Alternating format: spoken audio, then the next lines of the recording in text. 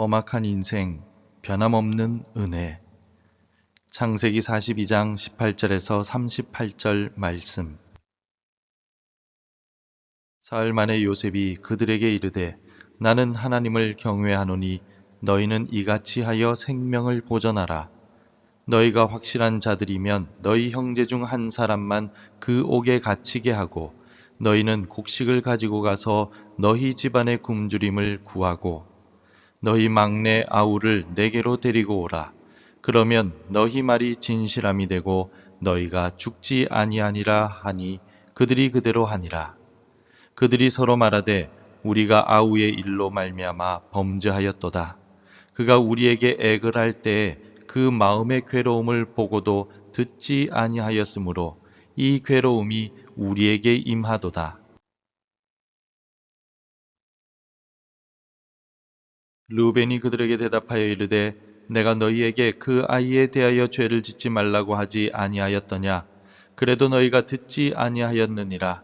그러므로 그의 핏값을 치르게 되었도다 하니 그들 사이에 통력을 세웠으므로 그들은 요셉이 듣는 줄을 알지 못하였더라.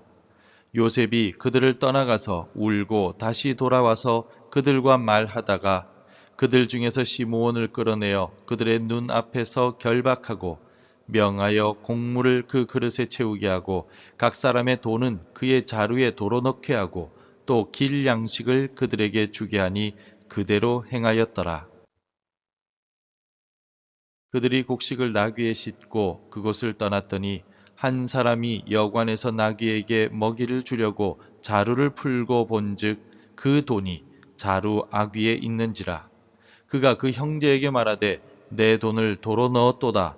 보라 자루 속에 있도다. 이에 그들이 혼이 나서 떨며 서로 돌아보며 말하되 하나님이 어찌하여 이런 일을 우리에게 행하셨는가 하고 그들이 가나안 땅에 돌아와 그들의 아버지 야곱에게 이르러 그들이 당한 일을 자세히 알리어 아뢰되 그 땅의 주인인 그 사람이 엄하게 우리에게 말씀하고 우리를 그 땅에 대한 정탐꾼으로 여기기로 우리가 그에게 이르되 우리는 확실한 자들이요 정탐꾼이 아니니이다. 우리는 한 아버지의 아들 12형제로서 하나는 없어지고 막내는 오늘 우리 아버지와 함께 가나안 땅에 있나이다 하였더니 그 땅의 주인인 그 사람이 우리에게 이르되 내가 이같이 하여 너희가 확실한 자들임을 알리니 너희 형제 중에 하나를 내게 두고 양식을 가지고 가서 너희 집안의 굶주림을 구하고 너희 막내 아우를 내게로 데려오라. 그러면 너희가 정탐꾼이 아니요 확실한 자들임을 내가 알고 너희 형제를 너희에게 돌리리니 너희가 이 나라에서 무역하리라 하더이다 하고 각기 자루를 쏟고 본즉 각 사람의 돈 뭉치가 그 자루 속에 있는지라. 그들과 그들의 아버지가 돈 뭉치를 보고 다 두려워하더니 그들의 아버지 야곱이 그들에게 이르되 너희가 나에게 내 자식들을 잃게 하도다. 요셉도 없어졌고 시므온도 없어졌거늘 베냐민을 또 빼앗아 가고자 하니 이는 다 나를 해롭게 함이로다. 르우벤이 그의 아버지에게 말하여 이르되 내가 그를 아버지께로 데리고 오지 아니하거든 내 두 아들을 죽이소서. 그를 내 손에 맡기소서. 내가 그를 아버지께로 데리고 돌아오리이다.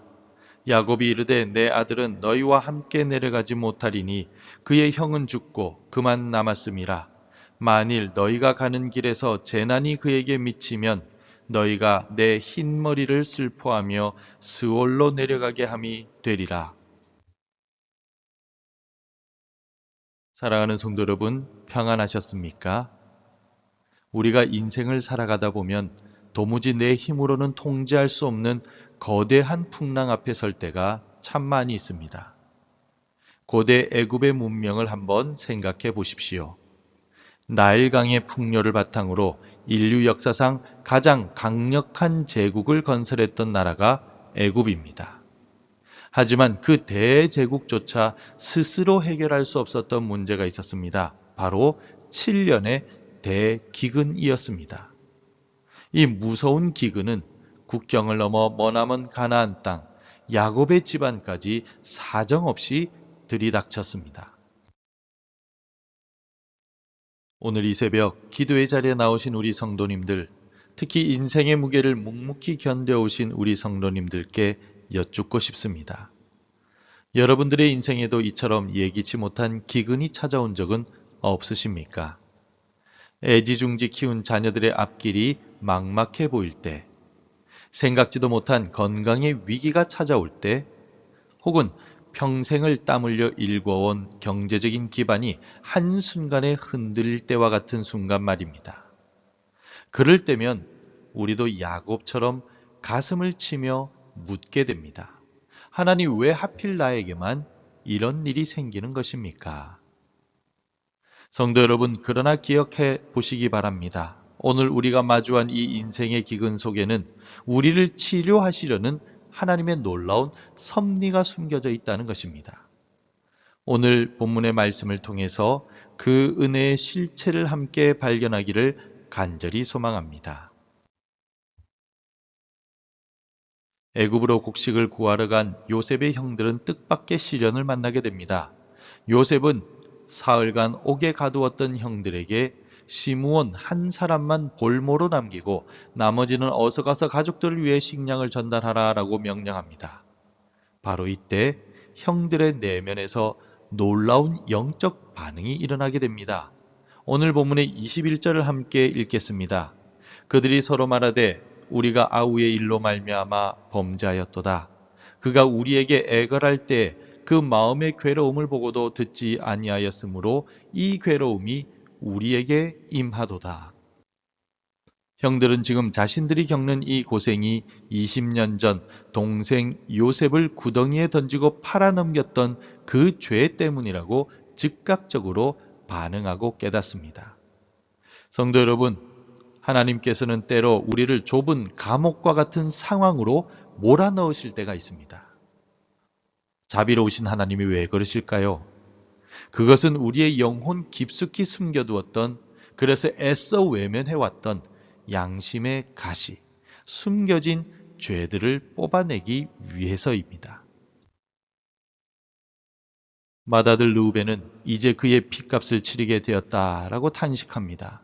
죄는 잊힌다고 해서 사라지는 것이 아닙니다. 내 머릿속에서는 잊혀졌다 할지라도 그 죄는 그대로 남아 있습니다. 하나님은 고난이라는 도구를 통해서 우리가 나의 죄와 직면하게 하시고 참된 회개의 자리로 나올 수 있도록 우리를 인도하시는 분이십니다. 여기서 우리는 요셉의 반응에 주목해야 합니다. 24절 말씀을 보면 요셉이 형들의 말을 알아듣고 뒤로 가서 조용히 울게 됩니다. 여러분, 요셉의 이 눈물의 의미가 무엇일까요? 억울함의 의미일까요? 아닙니다. 이것은 바로 긍휼의 눈물입니다. 이것이 바로 오늘 우리를 향한 예수 그리스도의 마음인 줄 믿습니다. 예수님은 우리의 죄를 아시고 우리를 심판하여 멸망시키시기보다 우리가 스스로 돌이켜 생명을 얻기를 눈물로 기다리시는 분이십니다. 지금 겪고 계신 시련이 있다면 단순히 불운해서라고 생각하지 마십시오. 때로는 하나님께서 여러분들의 영혼을 치료하시기 위해 어려운 상황, 그리고 거룩한 수술을 시작하실 때가 있다는 것을 기억하십시오.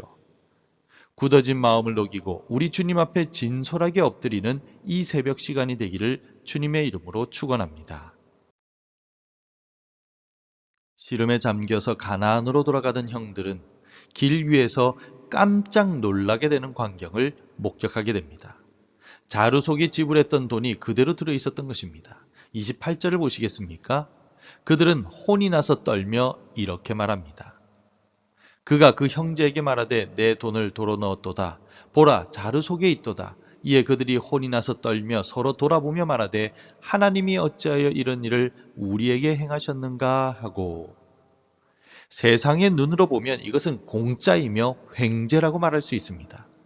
하지만 죄인의 눈에는 하나님의 호의와 사랑조차 때로는 두려움으로 다가올 때가 있습니다. 요셉의 형들은 이 돈이 자신들을 올가맬 함정이라 생각하며 벌벌 떨었습니다. 하지만 사실 그 돈은 어떤 의미입니까? 동생 요셉이 형들을 사랑해서 베푼 은밀한 선물이었습니다. 하나님께서는 때로 우리가 감당할 수 없는 놀라운 자비와 호의를 통해서 우리를 당혹스럽게 만드실 때도 있습니다. 성도 여러분, 주 예수 그리스도의 복음이 바로 이 이해할 수 없는 호의이지 않습니까? 사실 죄인인 우리는 우리가 지은 죄로 인해서 영원한 죽음의 값을 치러야 마땅할 존재들, 멸망을 향해 가는 존재들이었습니다.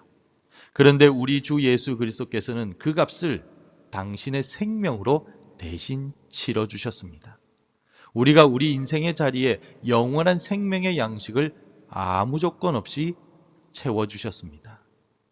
은혜는 자격 있는 자가 쟁취하는 것이 아닙니다. 은혜란 자격 없는 자에게 거저 주시는 하나님의 선물인 줄 믿습니다. 혹시 여러분 중에 하나님께서 주시는 복을 누리시면서도 이러다 무슨 안 좋은 일이 생기면 어쩌나 하고 불안해하시는 분은 없으십니까? 오늘 이 새벽 인과응보에 대한 두려움을 다 내려놓으십시오. 우리를 끝까지 사랑하시고 가장 좋은 것으로 변함없이 채워주시는 하나님의 풍성한 은혜와 사랑을 믿고 신뢰하시기를 바랍니다. 마지막으로 집에 돌아와 아들들의 보고를 받은 야곱의 반응을 보십시오. 36절에서 야곱은 이렇게 절규합니다. 그들의 아버지 야곱이 그들에게 이르되 너희가 나에게 내 자식들을 잃게 하도다. 요셉도 없어졌고 시므온도 없어졌거늘 베냐민을 또 빼앗아 가고자 하니 이는 다 나를 해롭게 함이로다 라고 말합니다. 야곱의 눈에는 지금 모든 상황이 자신을 공격하고 무너뜨리려는 것처럼 보였습니다. 인생의 황혼기에 들어선 나이 많은 야곱에게 이 상황은 감당하기 힘든 저주처럼 느껴졌을 것입니다. 하지만 성도 여러분, 야곱이 다 나를 해롭게 한다라고 울부짖던 바로 그 순간에도 보이지 않는 곳에서는 어떤 일이 벌어지고 있었습니까? 애굽에서는 요셉이 살아 있었습니다. 감옥에 갇힌 시므온도 요셉의 보호 아래 안전하였습니다. 가나안에 있는 식구들을 살릴 풍성한 양식은 이미 준비되어 있었습니다.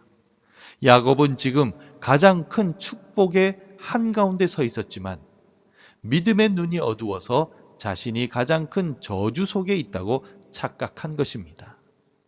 우리의 구원자가 되시는 예수 그리스도의 십자가 사건도 그러했습니다. 제자들의 눈에 주님의 죽음은 모든 소망의 단절이요 끝이었습니다. 그러나 하나님께서는 그 처참한 죽음을 통해서 온 인류의 구원이라는 위대한 역사를 완성하고 계셨습니다. 인생의 황혼기에 계신 성도 여러분, 혹시 자녀들의 문제나 노후의 걱정 때문에 내 인생이 참으로 험악하다라고 한탄하고 계시지는 않으십니까? 하나님은 여러분이 해롭다라고 생각하는 그 고통의 조각들을 하나하나 맞추셔서 이 세상에서 가장 아름다운 구원의 그림을 완성하고 계신 줄 믿습니다. 변함없이 우리를 살피시는 하나님을 향한 믿음을 붙드시기 바랍니다. 사랑하는 성도 여러분, 오늘 말씀을 맺겠습니다. 오늘 본문에서 요셉의 형들이 겪은 불안과 야곱의 절망은 결국 어떻게 끝이 납니까? 하나님의 선하신 계획 안에서 찬란한 화해와 회복으로 마무리가 됩니다. 하나님은 우리의 죄를 다루시되 반드시 사랑으로 다루십니다.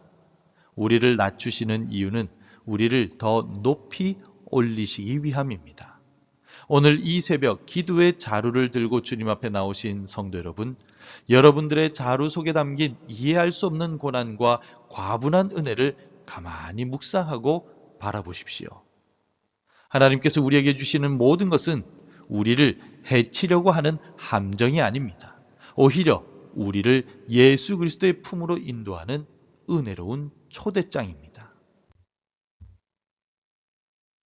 그러므로 이제 모든 것이 나를 해롭게 한다라는 불평의 기도를 멈춥시다. 대신 모든 것을 합력하여 선을 이루실 하나님을 찬양하며 믿음으로 오늘을 나아갑시다. 우리가 그렇게 믿음으로 결단할 때 성령께서 우리의 마음의 모든 두려움을 씻어주시고 세상이 줄 수 없는 참된 평안을 허락해 주실 줄 믿습니다. 이러한 믿음의 승리가 오늘 하루 여러분의 삶에 가득하기를 주님의 이름으로 간절히 축원합니다. 기도하겠습니다. 생명을 주관하시는 하나님 아버지, 인생의 기근 속에서 두려움과 원망에 빠졌던 우리를 불쌍히 여겨 주시옵소서. 요셉의 형들이 고난 중에 죄를 깨달았듯이 우리도 삶의 시련 속에서 주님의 음성을 듣게 하옵소서. 자루 속에 담긴 은밀한 은혜를 보며 나를 해롭게 한다라는 탄식이 아니라 나를 사랑하신다라는 찬송을 부르게 하옵소서. 우리를 회복시키시는 예수 그리스도의 이름으로 기도드립니다. 아멘. 계속해서 함께 기도해 주시기 바랍니다. 인생의 고난 중에서 오직 주님만을 바라보게 하옵소서. 내 안에 숨겨놓은 죄들을 모두 회개할 마음을 주옵소서. 내 삶 속에서 섭리하시는 하나님을 신뢰하게 하옵소서. 하나님의 말씀으로 하루를 시작하는 은혜를 주옵소서. 오늘도 말씀대로 살아가며 열매 맺는 하루가 되시기를 축복합니다.